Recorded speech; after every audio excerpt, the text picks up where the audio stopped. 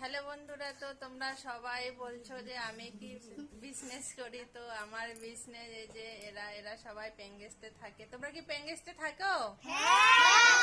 এরা পেঙ্গেস্টে থাকে। তো তোমাদের বাড়ি কোথায় এক এক করে বলো, ফটাফট বলো। আমাদের বাড়ি বুরগুশ, আমাদের বাড়ি সূর্যসেনপল্লী।